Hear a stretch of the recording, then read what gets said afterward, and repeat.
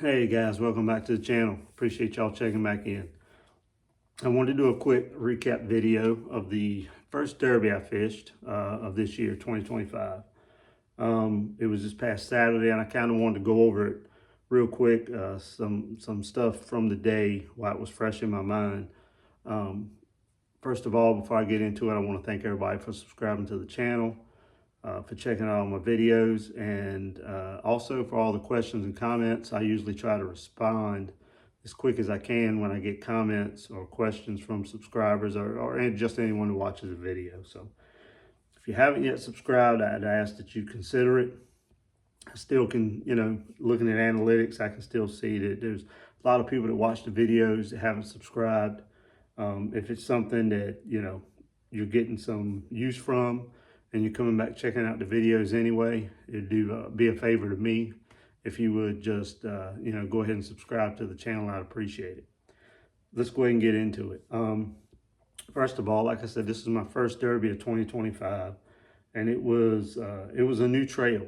Let me rephrase that. It wasn't a new trail. It's a trail that's been taken over by a new group of people.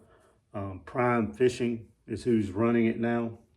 It's been around for a good amount of years. I've only lived around here for about 3 years, but from my take on it, it's a trail that has been around for a while. They're just kind of taking it under their wing and making it theirs. And I got to say, after fishing the first one, it was very well run. Good group of people running the tournament Saturday, and it was actually a good turnout. We had 48 boats, I believe. If you live anywhere in the vicinity of the Neuse, Trent, or Tar or Roanoke rivers, it may be a trail you might want to check out. You can fish with your son, with a buddy, with your wife or girlfriend. It's just seems like it's a good trail, and it's just starting to get a little bit of steam behind it. So there were, like I said, 48 boats. Very competitive. There was a lot of fish caught. So it's just a trail you might want to look into. There are lots of good trails around, but this one is, like I'm saying, if you live in the vicinity of any of these rivers in eastern North Carolina, you may want to check it out. I'm going to try and fish all of them. So Saturday was the first one.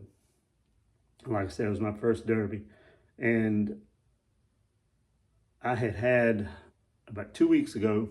I haven't had as much time to be on the river because everything going at home with the new baby and all. But about 2 weeks ago, I had a chance and I fished this creek, and there was a lot of fish in there. And I made a video knocking the rust off. It was the first time I'd been fishing this year, literally. And I had like 6 or 7 fish catches in that video. That wasn't half of what I caught that day. They were really chewing in there pretty good. Being as the time of year it is, I was thinking until they did their deal, which that's the spawn, that's the deal this time of the year, that they weren't going anywhere. I didn't think.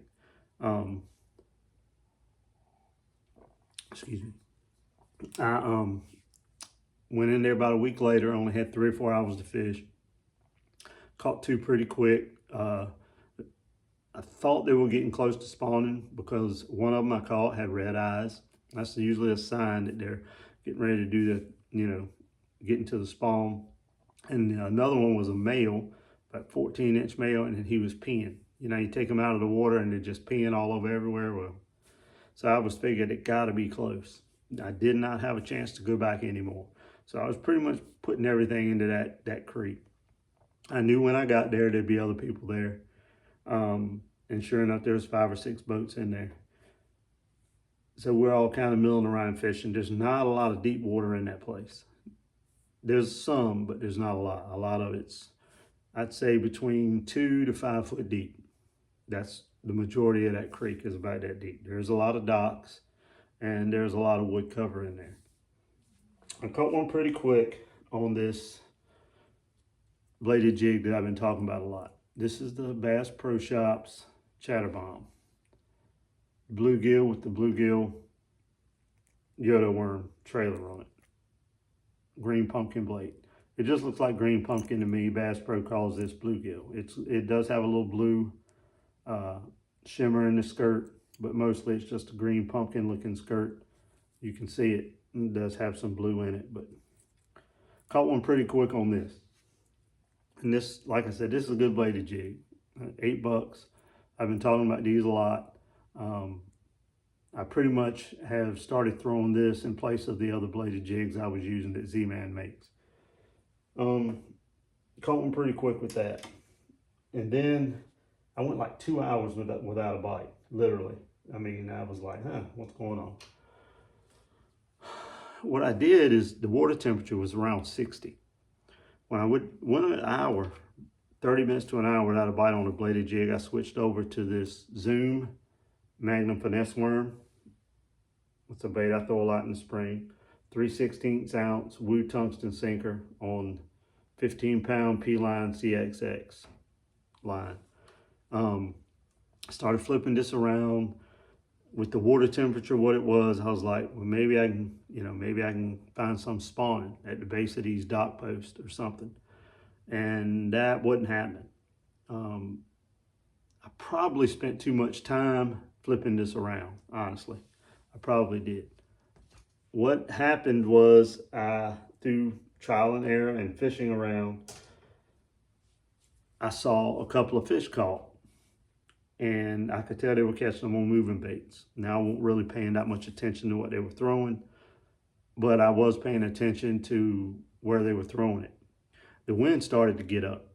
And when that wind started to get up, that water really started to move out of that creek.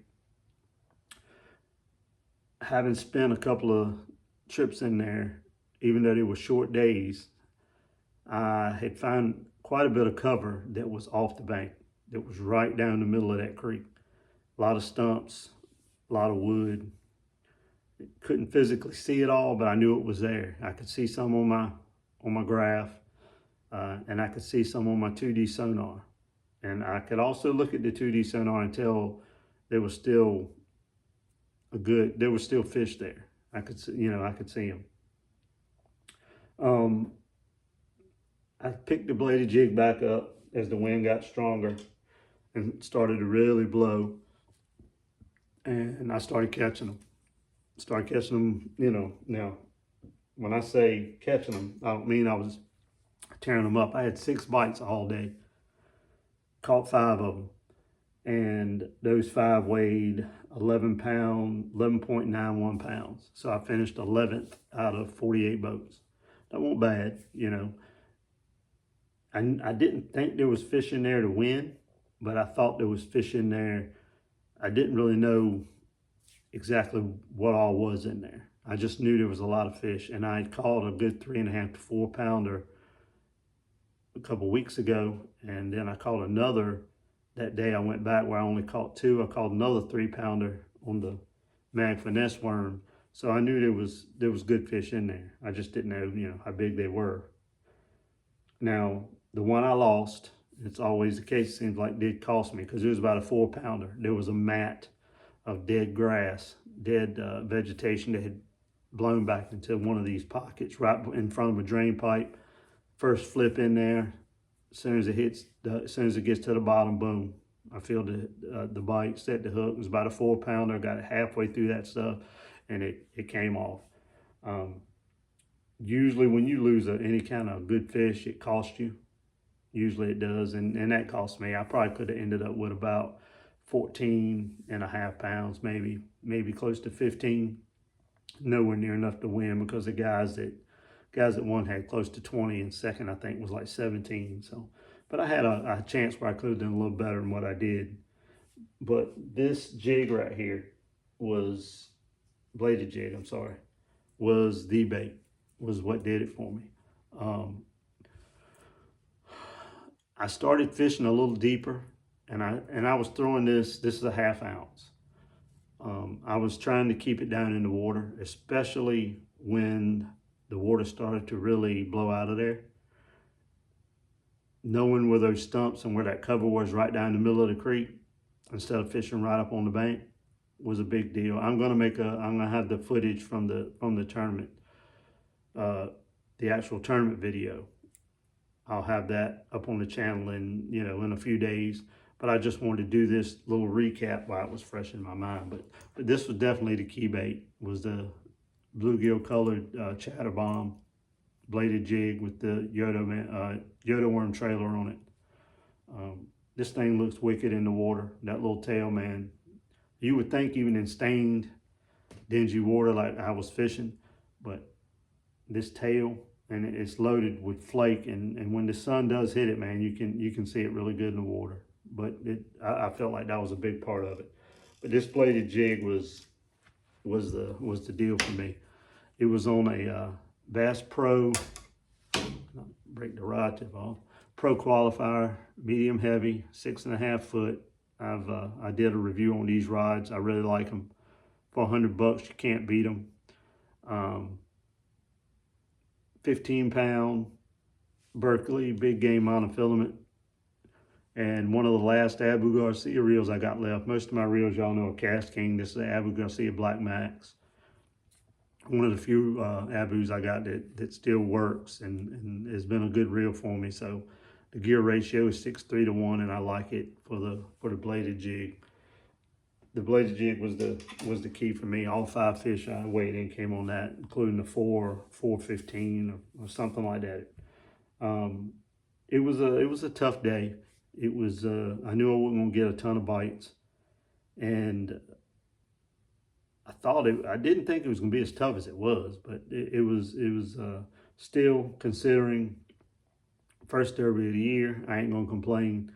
Felt good to get back out there again, and I'm looking forward to the next one. It's on the Tar River, I think April 26th. So again, if you're looking for a trail to fish and you live close in the vicinity of the Neuse and Trent, Roanoke River, or Tar River, and you're looking for a trail, you might want to check this one out. Primetime Tournament Trail.com is their webpage. And they also have a Facebook page and Instagram, Primetime Tournament Trail. You might want to check them out. So this is just a quick recap of that tournament. I'm trying to think if I left anything out.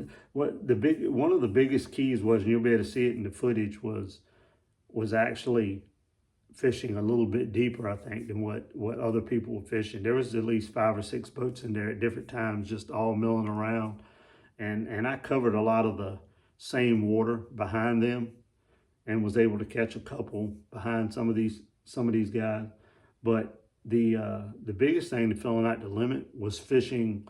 Everyone was going all the way to the back of that creek. And I've caught quite a few fish in the front end and middle part of that creek by fishing right down the center of it, where I had found a lot of wood and stumps, and you'll be able to see it from the footage that I'm not really always fishing right up on the bank, fishing more toward the center. So anyway, I just wanted to do this recap. I appreciate y'all watching, and if you got any questions, comments, always feel free to leave them, and I will see you guys on the next video. So thanks for watching.